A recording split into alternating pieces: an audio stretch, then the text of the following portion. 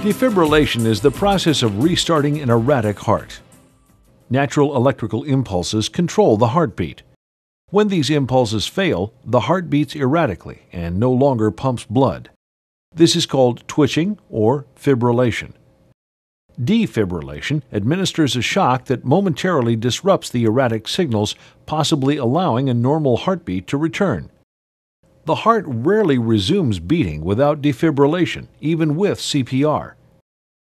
As time passes, the probability of defibrillation restoring the heartbeat goes down.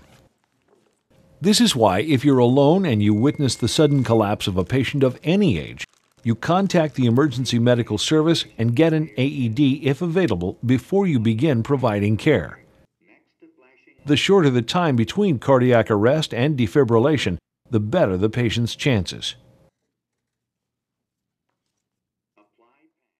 The need for prompt defibrillation led to the development of automated external defibrillators, or AEDs. AEDs reduce the interval between loss of heartbeat and defibrillation because they make it possible for lay emergency responders to attempt defibrillation before EMS arrives. Deliver shock now. Press shock delivered. AEDs electronically monitor the need for and administer a shock. Because AEDs are automatic, they're not difficult to use.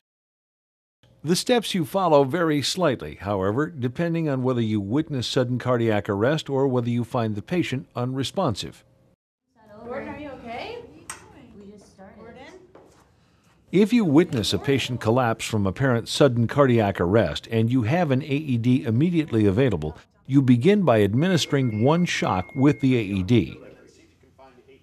If you did not witness the patient collapse, or there will be a delay while someone retrieves the AED, you start with CPR as you've already learned. In either case, follow the ABCDs. Assess the scene, put on barriers, and alert EMS. Open the airway with the head tilt chin lift and check for breathing for at least 5 and no more than 10 seconds. If there is no breathing and you have no reason to suspect an obstructed airway, immediately deploy the AED if available. Otherwise, provide CPR until the AED arrives. Bare the patient's chest and attach the pads like this.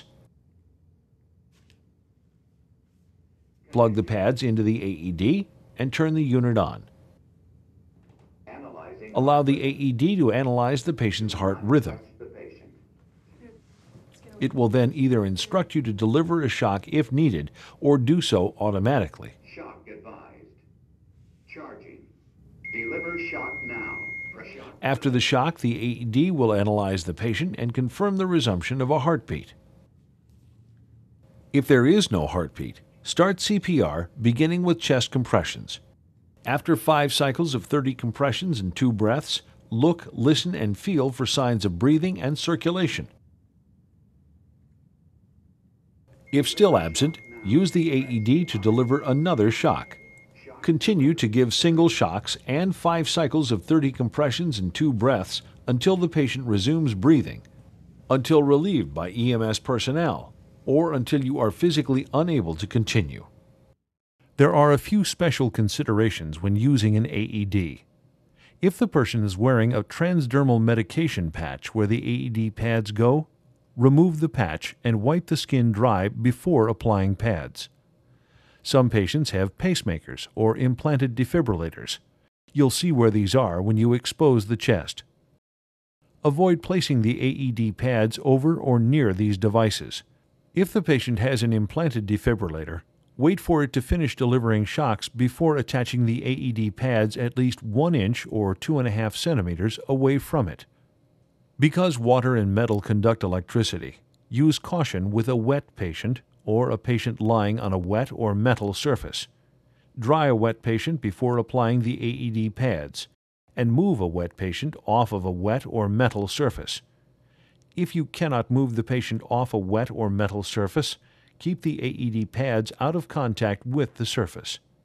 Warn others and get well clear of the patient to avoid receiving a shock. Cardiac arrest caused by severe trauma, such as severe car accidents, gunshot wounds, and falls from high places, may not respond to AED shocks. These patients will need care by EMS and a trauma center. Similarly, patients with hypothermia may also not respond to AED shocks. Provide CPR and breaths for these patients until emergency personnel arrive, but do not continue to provide shocks if they do not respond to the initial shock. When the patient is a child, use child CPR techniques with the same AED procedures you use for an adult. The AED pads, however, should ideally be for child use. If child pads are not available, use adult pads. AEDs vary in how you set them up for use with children, so look at the AED pads. Some AEDs have keys or settings for child use. Do not use child pads in child settings when attempting to defibrillate an adult.